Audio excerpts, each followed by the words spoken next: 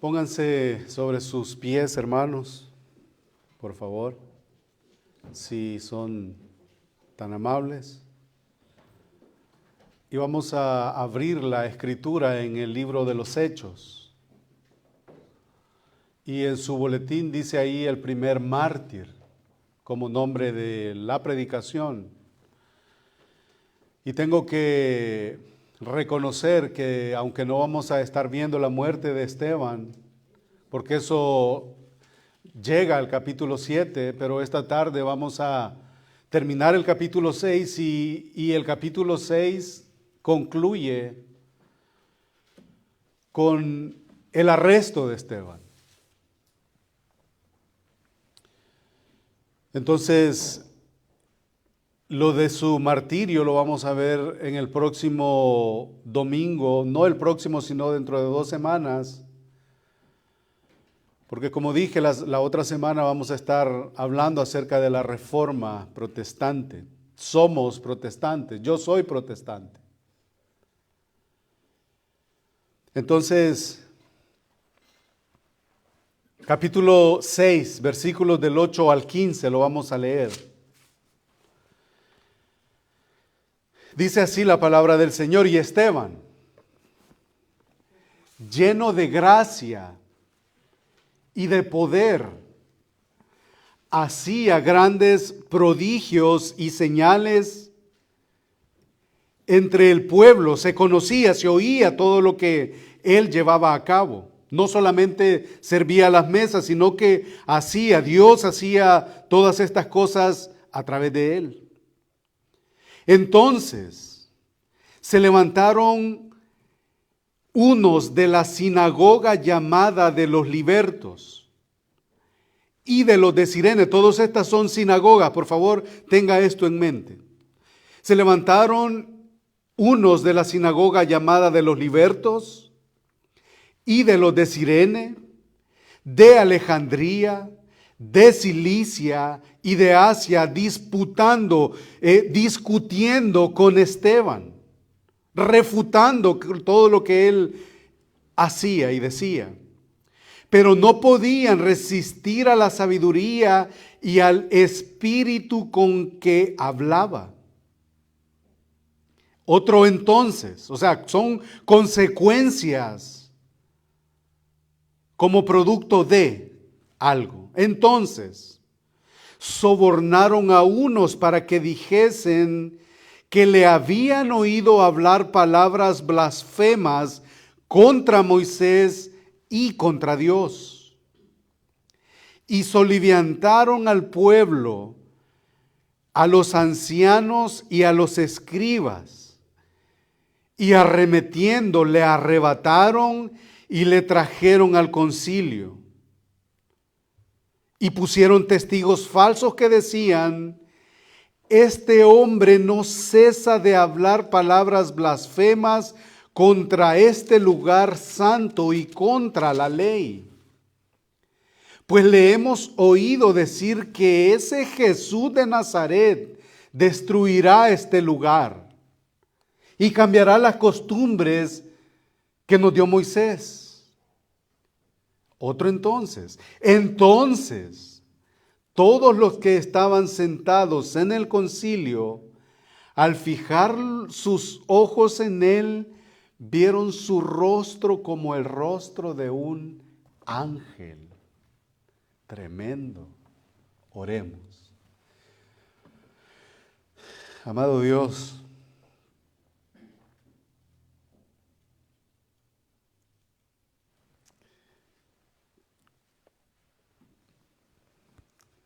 sé tú entre nosotros en esta tarde.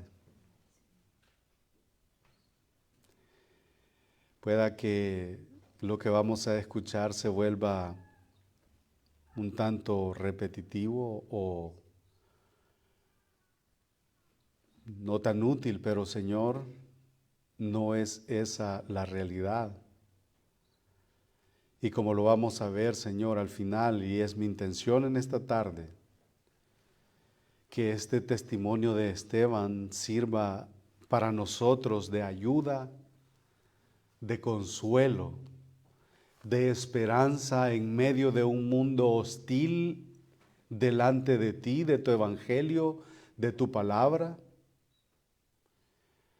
Y que al final, Señor, la gente pueda ver lo que vio en Esteban. Pasión por ti, amor por ti, valor por ti, que vean en nosotros a un hijo de Dios. Te ruego, Señor, que tu Espíritu nos ayude a cada uno, porque el ministerio de Esteban, Señor, no está desconectado de nosotros. Es el mismo ministerio que nosotros tenemos y como lo vamos a ver, no estamos llamados a hacer milagros, pero sí a tener las cualificaciones que este hombre tuvo. Ayúdame y ayuda, Señor, a mis hermanos, para que esta verdad sea una realidad en cada uno de nosotros que estamos acá reunidos. La necesitamos todos, Señor. Sé tú hablando, animándonos y llenándonos cada vez de esperanza, Señor, por la resurrección de Cristo de entre los muertos. En el nombre de Jesús oramos. Amén. Pueden tomar sus asientos. Creo que la mayoría de nosotros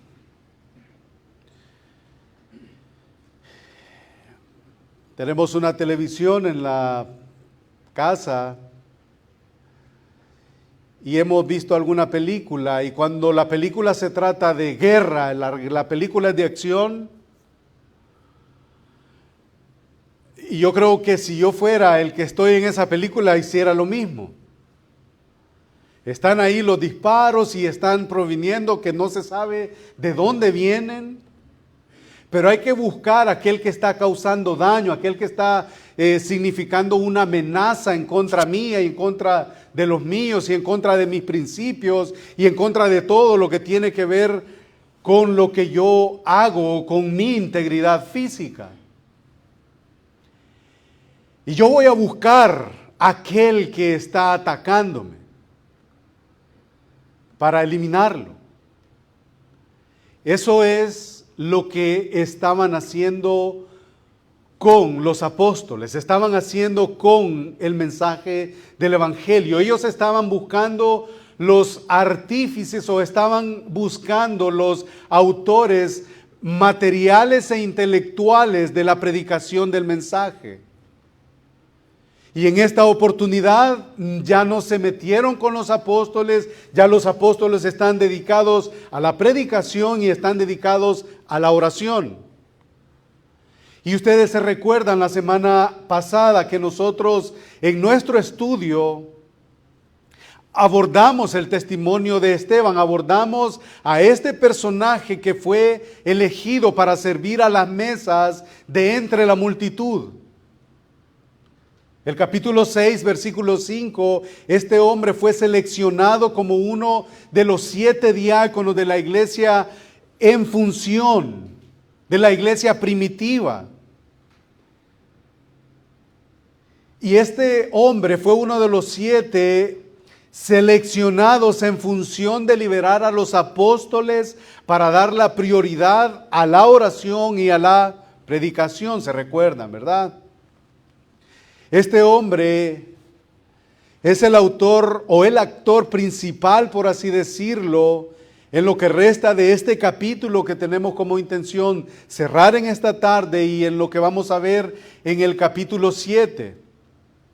Porque al final del próximo capítulo, del capítulo 7, este creyente, este hombre que el Señor salvó y transformó, es conocido y es aceptado por la mayoría como el primer mártir de la historia de la iglesia. Y lo que lo llevó hasta este punto fue su carácter, fue su integridad, fue su valentía por causa y en pro de la predicación del Evangelio. Este hombre no solamente se dedicó a servir a las mesas por causa de la necesidad, había murmuraciones, ¿se recuerdan? Los apóstoles consideraron que había que buscar ayuda. Y esto me lleva a pensar, y voy a ir ahí por un momento. La semana pasada ustedes tuvieron a bien hacer una celebración. Pero la iglesia no pudiera caminar sin hermanos, sin hombres y sin mujeres que son de apoyo para la iglesia. Yo voy a mencionar, obviamente, públicamente,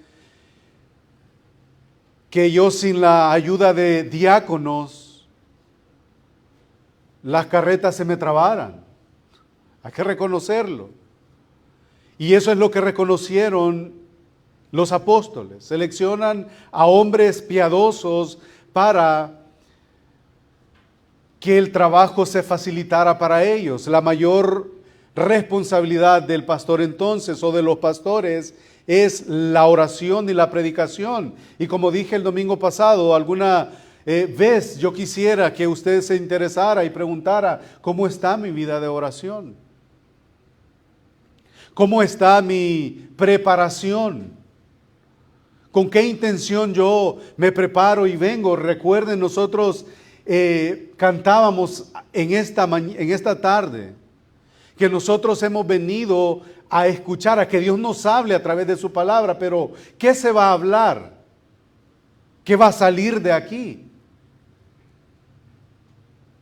Entonces, este hombre ha sido elegido para descargar un poco la carga apostólica. Y como dije, este hombre va a ser el actor principal de lo que resta del capítulo 6 y el capítulo 7, en donde nosotros vamos a ver el primer mártir de la iglesia. Es aceptado por la mayoría de los comentaristas, por su carácter, su integridad, su valentía, por causa del Evangelio. Y Esteban, hermanos, ha de ser recordado como uno de esos grandes hombres que han caminado sobre la tierra. Y algunos también argumentan que podría compararse o ponerse a la par del mismo Moisés, del mismo Elías, del mismo Eliseo, de David, de Salomón, de hombres que marcaron la historia del relato bíblico. Y si nos damos cuenta, y este detalle a mí me llamó poderosamente la atención, ¿por qué? Si nosotros somos curiosos y leemos detenidamente, nos vamos a dar cuenta que este hombre aparece en medio del ministerio de dos hombres que Dios usó grandemente.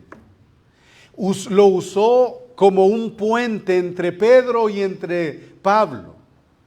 Tenemos a Pedro ahí como el vocero de la iglesia primitiva y presentándose ante los concilios, defendiendo el evangelio, defendiendo la causa y diciendo que era necesario obedecer a Dios antes que a los hombres. Después aparece Esteban, justo antes que el ministerio de Pablo diera inicio. Entonces ahí está una unión sirve como un puente entre Pedro. Ya está prácticamente por morir crucificado para abajo. Y en el capítulo 7, al final del capítulo 7, ahora en la oración, yo les decía, para los que no estuvieron con nosotros, para el próximo domingo, estudio de Hechos, por favor lean capítulo 7 de Hechos, para que juntos podamos ver de lo que vamos a estar hablando, porque este hombre, Lucas, nos da un panorama general de lo que fue la presentación del mensaje a cargo de Esteban. Entonces tenemos a este hombre ahí como sirviendo como un puente entre Pedro y Pablo.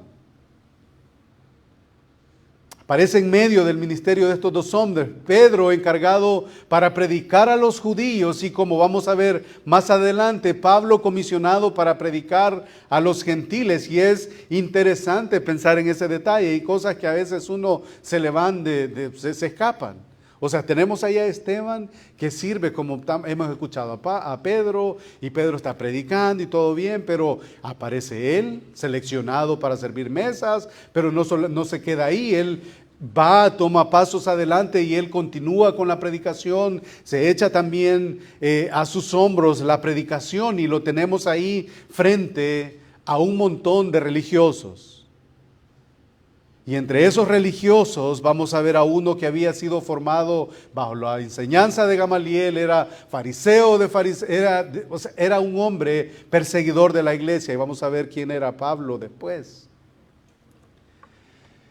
Entonces, como consecuencia de la muerte de Esteban, la iglesia fue aún más atacada, fue sacada fuera de la ciudad de Jerusalén, que en última instancia, hermanos, pensemos en esto, eso era lo que Dios quería que pasara. Quiso que pasara la persecución, quiso que naciera la iglesia, quiso que pasara la persecución, quiso que apareciera Pedro, que apareciera Esteban, luego el deseo de él que aparezca Pablo. Eso es lo que Dios quería que pasara. Entonces, después de ese evento, era tiempo de que el plan de Dios continuara. No era algo que salió nada más a la deriva, como cualquiera de nosotros pudiera pensar. Esteban había sido escogido porque la iglesia había visto cualidades que en teoría y en práctica debería de ser el caso de cada uno de nosotros y de todos aquellos que nos declaramos como cristianos. Ese es básico para la vida del creyente.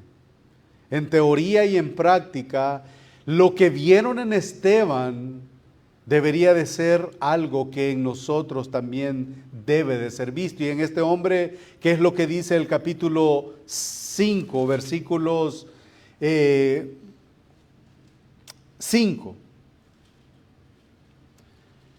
Y agradó la propuesta a toda la multitud y eligieron a Esteban. Y este hombre, mire lo que vieron en él. Vieron fe. Vieron fe. Pero ¿qué queremos decir cuando alguien tiene fe?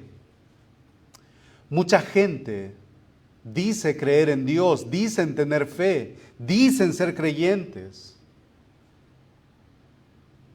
pero no hay una evidencia de una fe salvífica. Hay muchas maneras en la que la fe es interpretada. Hay algunos que la fe la catalogan como de una manera emocional. Hay algunos que la fe la catalogan como algo que nosotros podemos hacer, que tenemos la capacidad de hacer. Pero en este hombre vieron la fe que cada uno de nosotros necesita tener, y es una fe salvífica. ¿A qué me refiero yo con eso? Como dije, mucha gente dice creer en Dios, dicen ser creyentes, pero no hay una evidencia de una fe salvífica, y peor aún, de la llenura y de la presencia del Espíritu Santo en la vida de aquel que profesa tener fe. La fe salvífica, ¿qué es entonces? Es aquella que descansa en que nuestra vida está escondida con Cristo en Dios. Esa es fe salvífica. No hay temor a la oposición con la fe salvífica. No hay temor a la predicación del Evangelio o los ataques que la predicación del Evangelio va a acarrear. Eso es una fe salvífica. Hemos sido salvados por el Señor, y Esteban lo sabía. Esteban sabía que el Señor le había salvado, sabía que Dios está en control, sabía que Dios es el que orquesta todo, Él está a cargo de todo.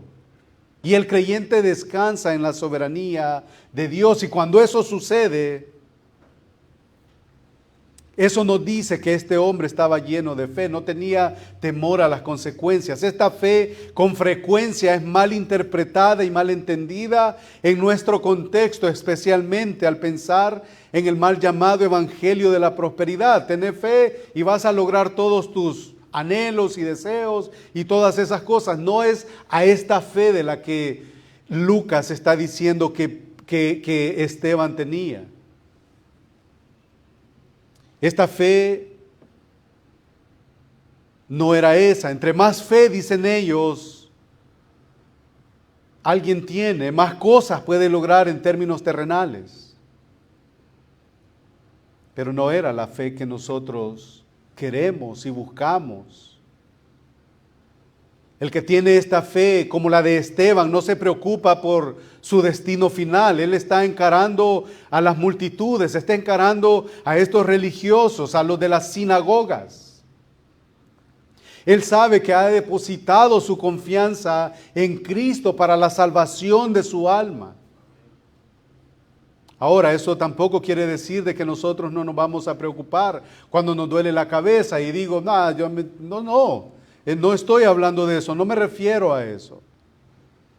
La segunda cualidad que vieron en este hombre fue que estaba lleno del Espíritu Santo. Eso quiere decir que él estaba bajo el control del Espíritu. No solamente estaba lleno de fe, sino también estaba lleno del Espíritu. Y en otras palabras, quiere decir que este hombre confiaba y obedecía.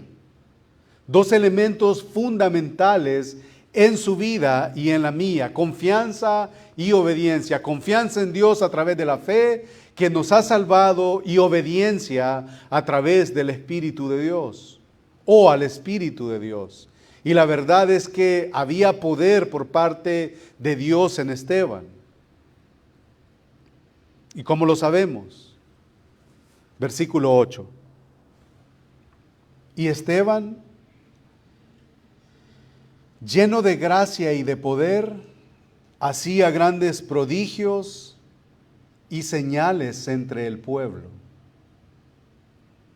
Y creo que una de las cosas por las que se malinterpreta en este tiempo el hecho de los apóstoles y los profetas y de todos estos movimientos es que creen que esto se ha trasladado para nosotros. Y hermanos, aunque las cualificaciones siguen siendo la misma, tenemos que estar llenos de fe y llenos del Espíritu Santo. Eso no quiere decir que usted y yo vamos a ir ahí ofreciendo milagros, porque no lo vamos a hacer. Por más que nosotros frunzamos el ceño, no lo vamos a hacer. Hay cosas que Dios nos ha delegado hacer que sí las podemos hacer. El domingo anterior estuvimos viendo algo de eso. Estamos llamados a servir. Entonces, estos hombres son especiales. No solamente sirviendo a las mesas o en las necesidades de la iglesia naciente, sino que la gracia de Dios y el poder de Dios era exhibido en sus vidas porque creían en Dios y obedecían al Espíritu de Dios, fe lleno del Espíritu. Y esas son las cualificaciones más altas que un cristiano puede tener. Esas son las cualificaciones más altas que usted y yo tenemos que anhelar como creyentes.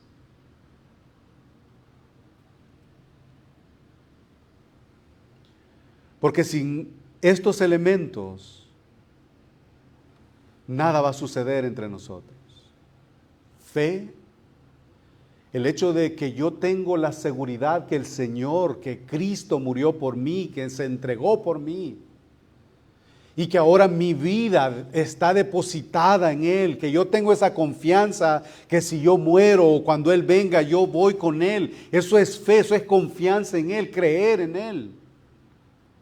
Sin eso yo no puedo ir pretendiendo predicar el Evangelio cuando no abrazo algo que estoy predicando. Tengo que creer en la salvación de mi alma. Tengo que tener fe para poder predicar de esa fe. Y el otro elemento es lleno del Espíritu de Dios, sin la obediencia a Él, hermanos. Lo hemos hablado infinidad de veces. Miren, los viernes estamos hablando acerca del libro que nos regalaron en Expositores acerca de los pecados respetables, y estamos hablando ahí mucho acerca del pecado y del pecado y del pecado, y dije el viernes que el tema se va a volver repetitivo, pero hermanos, una de las cosas que el Espíritu de Dios nos ayuda a vencer es el pecado que mora en nosotros. Sin el Espíritu de Dios vamos a ir y vamos a venir a la iglesia y vamos a salir de aquí y vamos a vivir como el mundo vive. Va a ser así. El versículo 8, entonces, vemos a Esteban, un hombre altamente calificado. Y esa es, hermanos, mi oración para con los hombres de esta iglesia, para con las mujeres de esta iglesia. Yo sé que ustedes oran por su servidor, que el Señor me ayude, que el Señor nos guarde, que el Señor... Y qué bueno que está ese sentir por parte de la iglesia. Pero también mi oración es de que estos elementos que hay en Esteban estén en nosotros. Porque sin ellos, hermanos, estamos incompletos. Y cuando nosotros nos reunimos, y lo menciono, cuando nos reunimos a decidir cosas de la iglesia, decisiones de la iglesia, mi oración es que los hermanos que trabajan con nosotros, las decisiones que se tomen sean en base a la Escritura. ¿Qué dice Dios al respecto? Porque sería inútil si yo quiero tomar una decisión porque siento que sería bonito, o porque no es así. ¿Qué dice la Escritura con respecto a las cosas que nosotros vamos a decidir como iglesia? Entonces vemos, ciertamente nosotros vamos a buscar esa obediencia, esa fe, esa obediencia, pero nosotros, como dije, no vamos a hacer milagros, ni como pastores, ni como diáconos, pero los elementos no varían ni para usted ni para mí.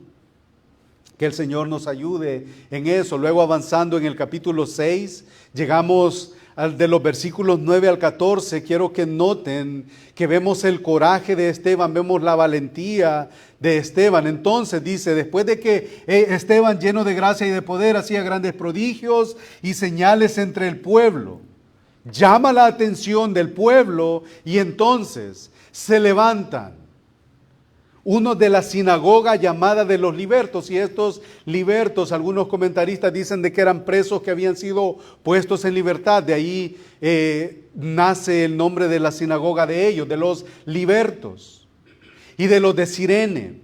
Y note que estas son solo algunas de las sinagogas que se habían levantado, y ya más adelante vamos a mencionar algo de esto. Y dice: entonces se levantaron unos de la sinagoga de llamada de los libertos y de los de Cirene, de Alejandría, de Cilicia y de Asia, disputando con Esteban, pero no podían resistir a la sabiduría y al espíritu con que hablaba. Entonces sobornaron a unos para que dijesen que le habían oído hablar palabras blasfemas contra Moisés y contra Dios, y soliviantaron al pueblo, lo alborotaron, y a los ancianos y a los escribas, y arremetiendo le arrebataron. O sea, ese de arrebato fue violento, y le trajeron al concilio.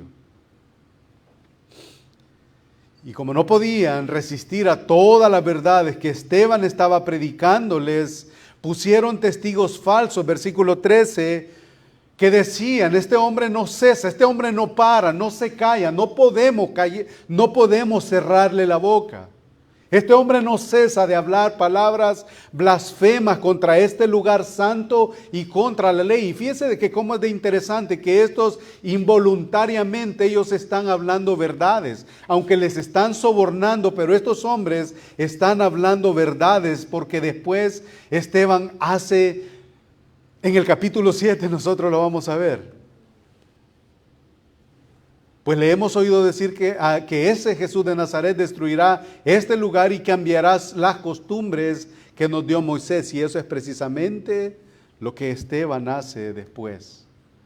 Entonces encontramos una breve narrativa que no nos toma mucho tiempo para ir al evento cuando es traído Esteban. Primero traen a Pedro, luego traen, ahí está Juan, ahí están otros hermanos, están los apóstoles sufriendo en las primeras intervenciones de los concilios y del templo y de todo eso. Ahora tenemos aún, ya no solo son los apóstoles, ya no son las cabezas de los dirigentes, ahora son los que ayudan.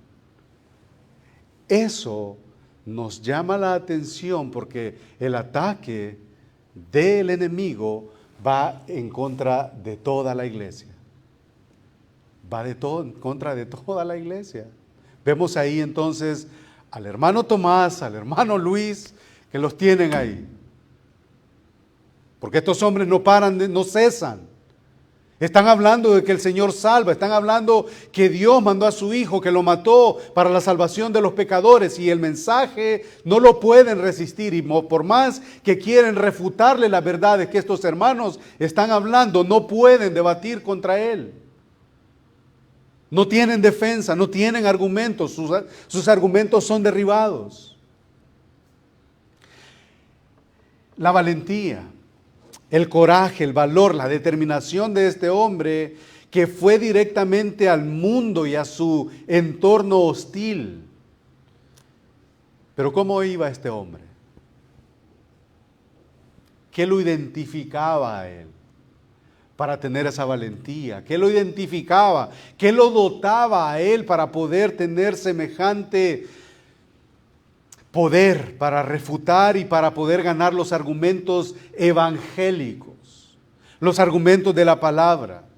Era porque estaba lleno de fe y porque estaba lleno del Espíritu y de valentía, que fue capaz de enfrentar al sistema religioso completo. Eso lo encontramos en el versículo 13. Y pusieron testigos falsos que decían: este hombre no cesa de hablar palabras blasfemas contra este lugar, Jerusalén. Para ellos era un lugar santo, y contra la ley. Les molestó a ellos que hablaran en contra de un lugar y en contra de la ley. Jamás les molestó, o como primer punto no les molestó, que hablara en contra de Dios. Y eso llama la atención, y eso solamente nos dice que estaban llenos de religiosidad. No cesa, no se calla, nadie lo detiene. Sigue siendo como el resto de los miembros de la iglesia del primer siglo. Los juzgan, los apresan, los golpean, los amenazan y no los pueden callar. Y lo mismo sucede con Esteban. Y hermanos amados, resulta muy fácil para nosotros huir y callarnos muchas veces y ni siquiera mencionar que somos cristianos o que asistimos a una iglesia. Y que al primer síntoma de oposición o al primer síntoma de ataque que nosotros podemos sentir, nos alejamos.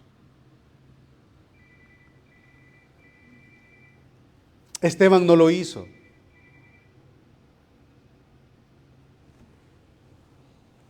Esteban no lo hizo. Y como no lo hizo, regresemos al versículo 9. Entonces se levantaron unos de la sinagoga llamada de los libertos y de los de Cirene, Alejandría, Cilicia y Asia, disputando con Esteban. Se levantaron. Eso no simplemente significa que se levantaron de sus sillas. Eso significa que empezaron a ver de qué manera contradecían y atacaban lo que Esteban estaba diciendo. Mostraron astucia. ¿Qué hacían ellos? Disputaban. Estaban teniendo, como lo conocemos nosotros en nuestro contexto actual, estaban teniendo un debate. Ustedes han visto un debate, ¿verdad? Estamos en una época de elecciones presidenciales y está bien común ver el debate de uno y de otro.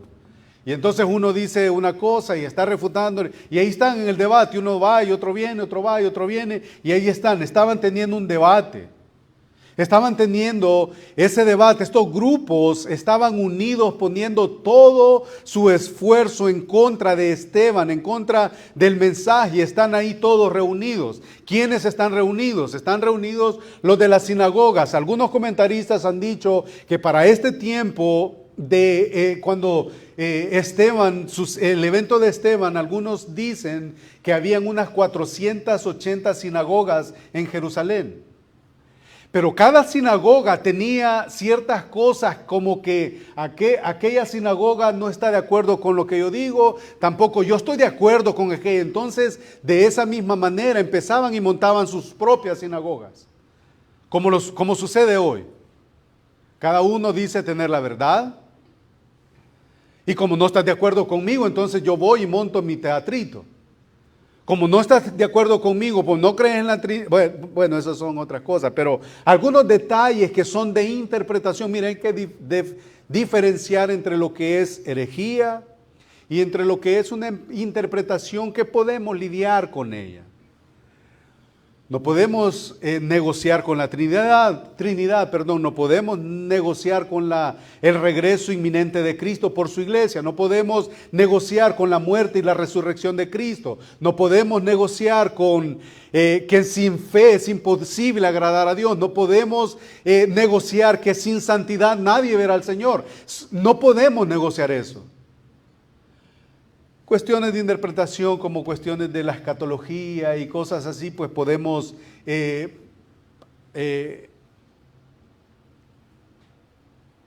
¿cómo podemos decir? Podemos soportarlas.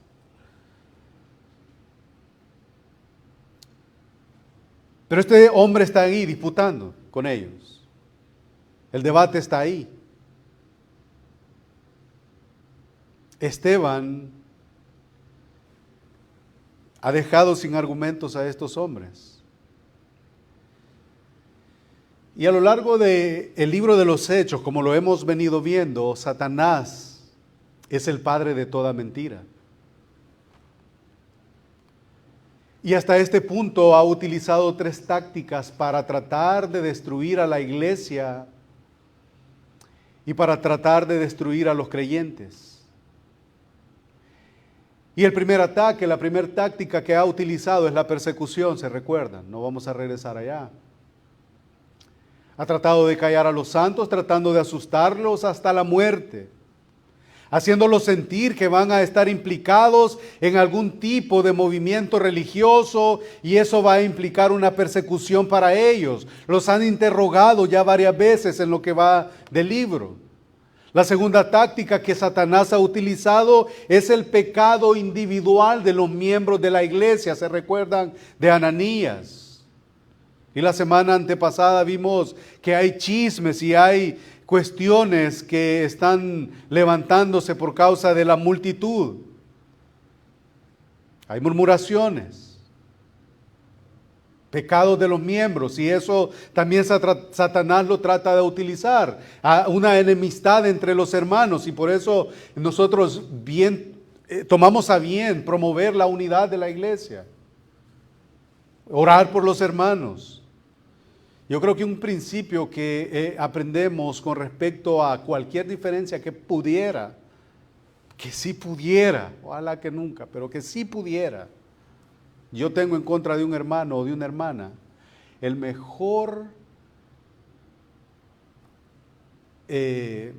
mejor herramienta que yo tengo para orar por alguien cuando yo tengo una diferencia con alguien es orando por él.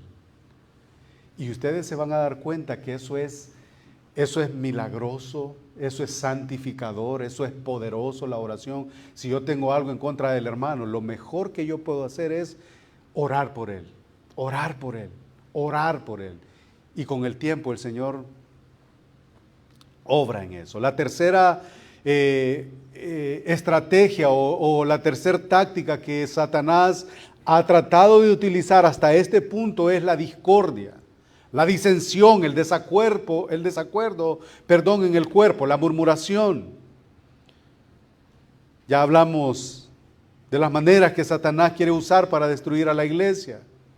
Y Esteban ha confrontado a esta gente y la palabra sinagoga significa gente reunida. Aquí es como nosotros, una sinagoga. ¿Cuántas personas se necesitaban para entonces, para empezar un grupo nuevo? Eran 10 hombres para que una sinagoga pudiera formarse. Estas pequeñas reuniones muy probable empezaron en la cautividad babilónica que se mantuvieron hasta el tiempo de Cristo, según los historiadores. Y las sinagogas eran los lugares donde las comunidades judías se reunían y tenían sus asambleas para leer la Escritura, para leer la ley y para adorar. Eso era lo que hacían en las sinagogas. En el Nuevo Testamento, algunos historiadores, como ya mencioné, dicen que para este tiempo habían por lo menos unas 480 sinagogas en Jerusalén. Eso representaría un gran problema para Esteban y para la iglesia. 480, contemos si habían por lo menos lo que se requería de 10 hombres, si habían 480 eran 4.800, casi 5.000 hombres, si es que tenían solamente los 10 para cada sinagoga. Eso era un problemón para la predicación del Evangelio. Se levantan ahí en contra de Esteban.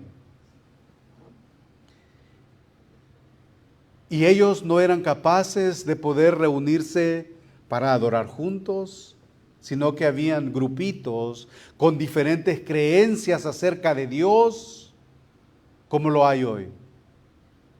Cada uno pensaba tener la razón, como lo vemos hoy. Si no les gustaba una sinagoga, se iban para la que estaba allí abajito de la calle, ahí mismo. Y si no estaban de acuerdo con ninguna de ellas, pues monto la mía. Reúno a 10 hombres y monto mi sinagoga.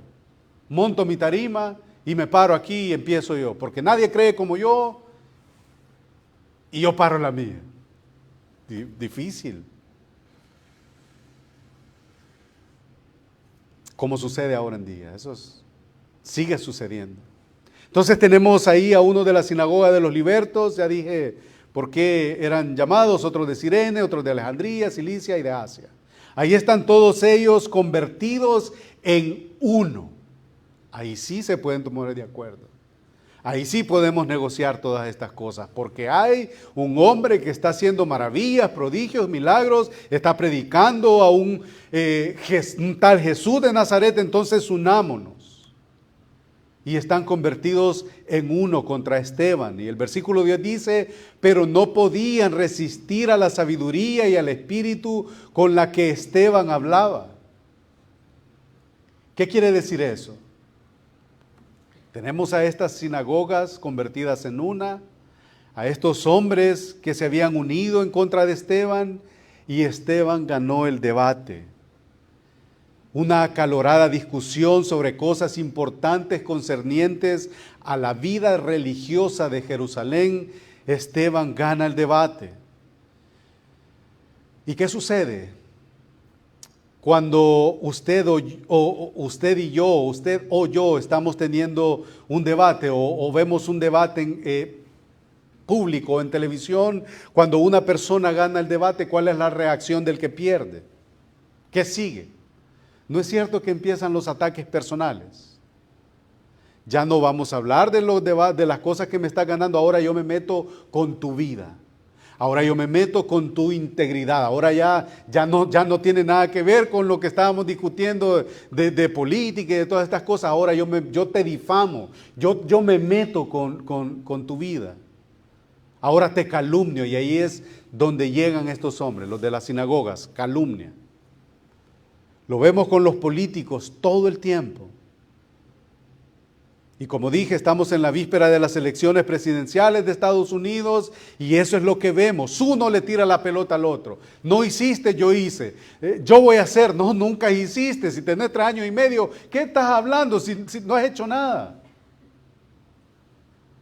Y por cierto, veía un corto ahora que estaba la señora que está corriendo para eso y alguien dice, Jesús es el Señor. Sí, algo así dice. Cristo es el Señor. Y viene la señora y dice, alguien gritó, Cristo es el Señor. La señora dice, estás en el rally equivocado, estás en la convención equivocada, parece que la tuya no es aquí. Hermanos, si eso no nos dice que Satanás está detrás de ella, no sé qué más queremos ver. Y hay cristianos que todavía están apoyando ahí. Bueno, dicen ser cristianos. Entonces, si no tenemos argumentos para defender nuestros puntos, ¿qué viene a continuación? Sería la pregunta. Difamamos el carácter del otro a manera de defensa, y eso es lo que hacen con Esteban. Han perdido el debate. Cristo ha sido anunciado por Esteban, no han tenido éxito, entonces hay que difamarlo. No pudieron con él, ¿por qué? Porque él estaba lleno de fe, estaba lleno del Espíritu Santo. Su espíritu, su energía, su sinceridad, su habilidad estaba ahí, todo lo que Esteban poseía. No pudieron con él, no se resistieron. Y miren lo interesante, una tan solamente llena de fe y del Espíritu todo lo que hizo. Una tan solamente, mire todo lo que hizo. Esteban lleno de fe y del Espíritu Santo, y el otro factor de sabiduría.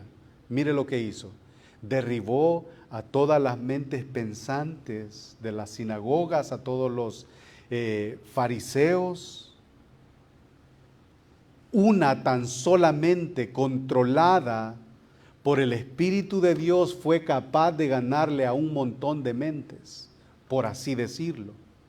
Ellos decidieron que solo había una cosa que ellos podían hacer, versículo 11. Entonces sobornaron a unos. Sucede ahora también. Y esto del soborno, ya vamos a ver, entonces sobornaron a unos para que dijesen que le habían oído hablar palabras blasfemas contra Moisés y contra Dios.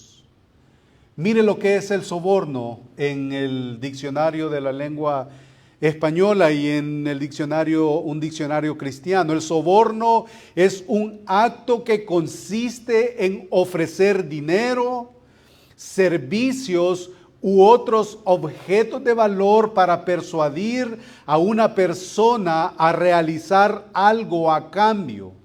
También se le conoce como cohecho, corrupción, compra o mordida, como mordida.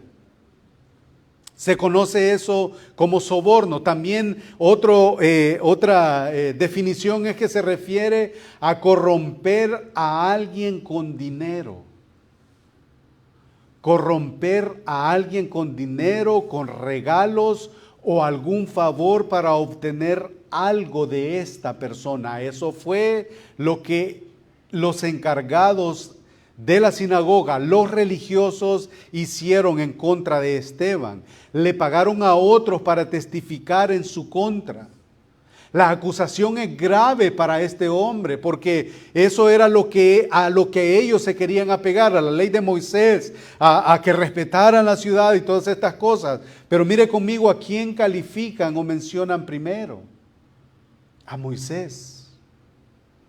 Eso nos enseña el lugar que la ley tenía para ellos. Era primero la ley. Pero eso no es nada nuevo, no era nada nuevo. Esa fue también el argumento que usaron cuando juzgaron a Jesús, ¿se recuerdan? Lo acusaron de blasfemar en contra de Moisés y en contra de Dios cuando sana a un paralítico. No es nada nuevo. Versículo 12, y soliviantaron al pueblo, y a los ancianos, y a los escribas, y arremetiendo, le arrebataron y le trajeron al concilio. Hostilidad es lo único que quedaba. Hay mucha gente que los capítulos anteriores es posible que aprobaran o que estuvieran en favor de la iglesia que estaban haciendo, ahora arremeten contra Esteban. Lo mismo que sucedió con el Señor, que andaban tras él y andaban tras los panes y los peces, andaban tras los milagros de él, andaban tras las sanidades de él. Después le vemos diciendo crucifíquenle. Ahora la misma multitud, que es muy posible que estuvo de acuerdo con el nacimiento de la iglesia, la predicación de los apóstoles, ahora vemos a esta multitud en contra de Esteban. Arremeten contra él. Arrebatan a Esteban, y esas palabras dan la idea, esas palabras que arremeten contra Esteban dan la idea que llegaron a él con violencia. Es interesante de ver cómo la gente cambia. Es interesante ver que en unos capítulos anteriores los líderes religiosos no podían ir en contra de los apóstoles por miedo a la multitud que los apedreara, y ahora muestran esa violencia en contra de Esteban.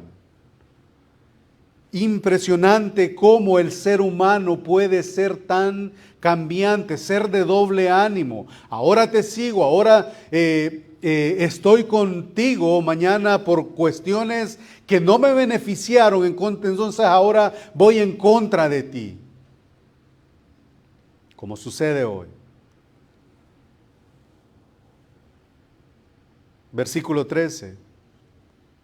Y pusieron testigos falsos que decían: este hombre no cesa de hablar palabras blasfemas contra este lugar santo y contra la ley.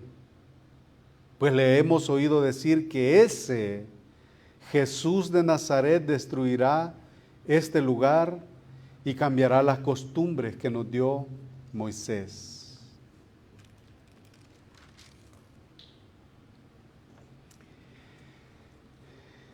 Como ya se los he pedido, estos hombres piensan que están blasfemando en contra de Esteban o que están mintiendo en contra de él. Pero lean por favor detenidamente el capítulo 7 y se van a dar cuenta que ellos involuntariamente solamente están preparando y le están dando, es como decir, como si Esteban dijo: así me quieren atacar. Ustedes piensan que yo estoy blasfemando en contra de este lugar, en contra de Moisés, en contra de Dios. Le dieron material para que hablara. Le dieron material para que hablara, y entonces empieza el capítulo 7. Esteban hace un recorrido por el Antiguo Testamento y dice, y el sumo sacerdote entonces, ¿esto es así?, preguntó, y él dijo: varones, hermanos y padres, oíd. Y mire desde dónde empieza. Nosotros vamos a ir a Éxodo ahí la próxima vez que lleguemos a Hechos. Y dice: varones, hermanos y padres, oíd.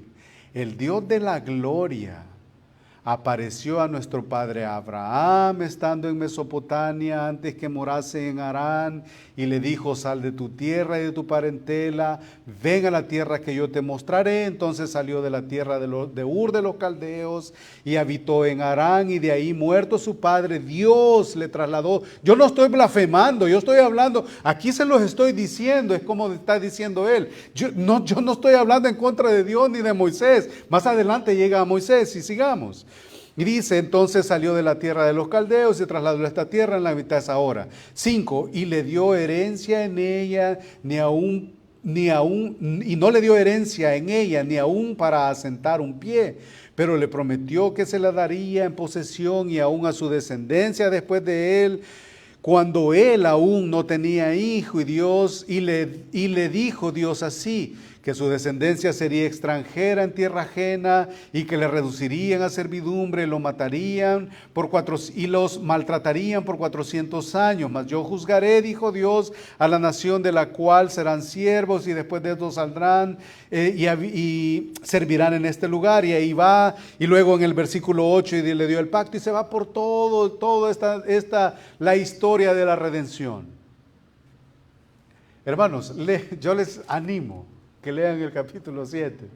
Se van a regocijar con lo que hace Esteban. Lo van a hacer. Para terminar, Mire con lo que yo empecé diciendo y fue mi oración al principio. En el versículo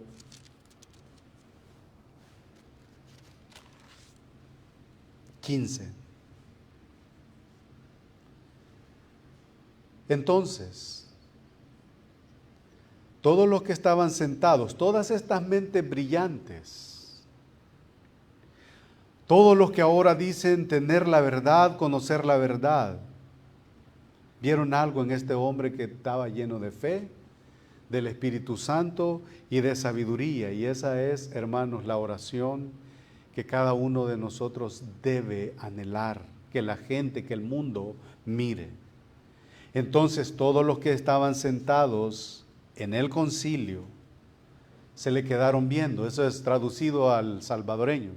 Fijaron en él los ojos. Veámoslo en nuestro lenguaje moderno. Se le quedaron viendo. Al fijar los ojos en él,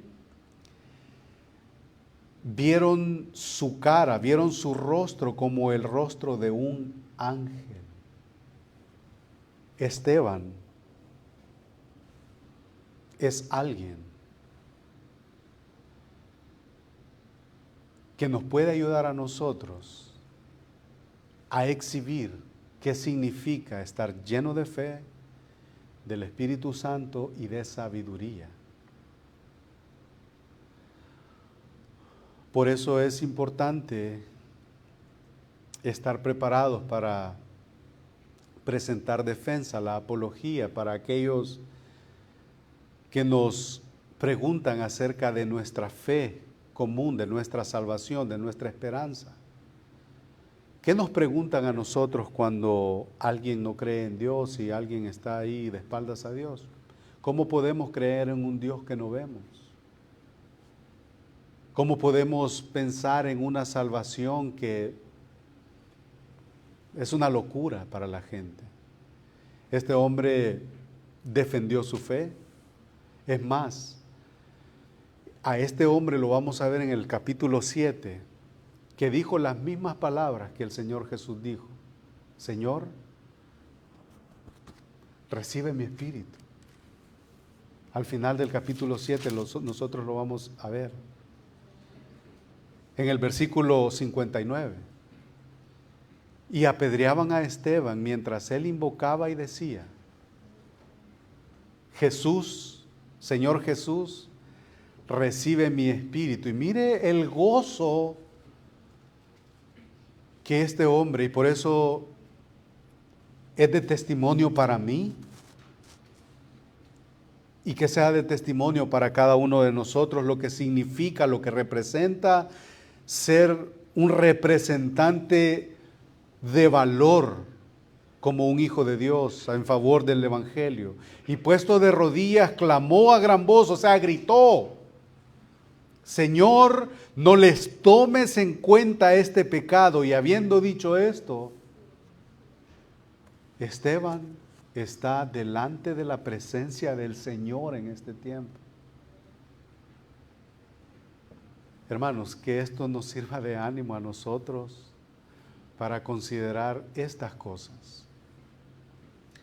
Hemos confesado nuestro pecado delante de Dios.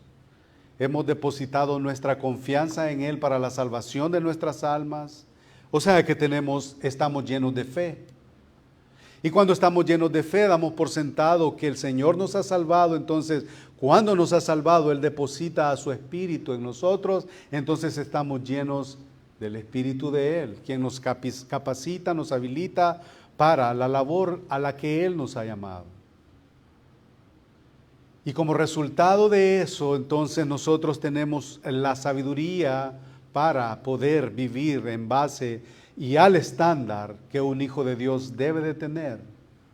Y cuando eso sucede, entonces la gente no mira a una gente común y corriente. Ellos ven a alguien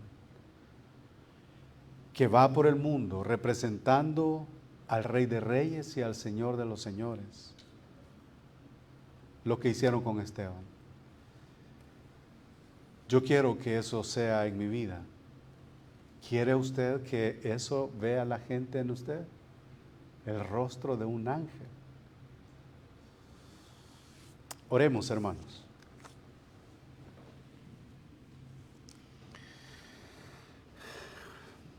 Bendito Dios y Padre celestial, que moras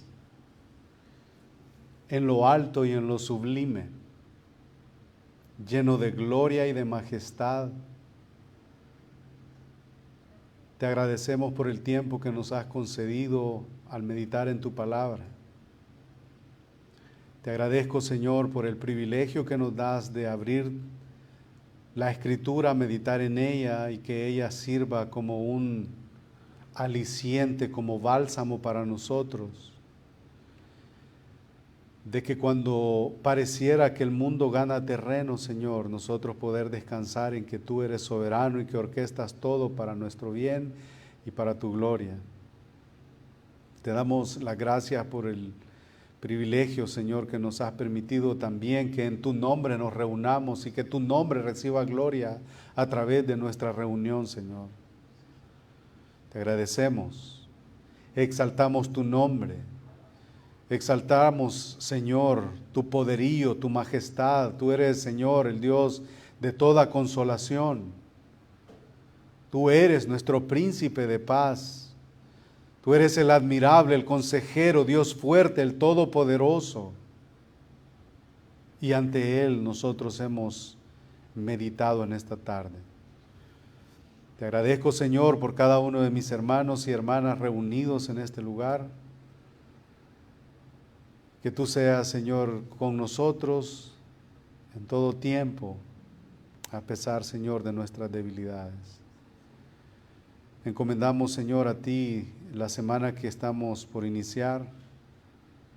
Que cada uno de nosotros salga, Señor, de este lugar con esta convicción que movió a Esteban. En el nombre de Jesucristo, Señor, oramos estas cosas. Gracias, Padre, en el nombre de Jesús. Amén.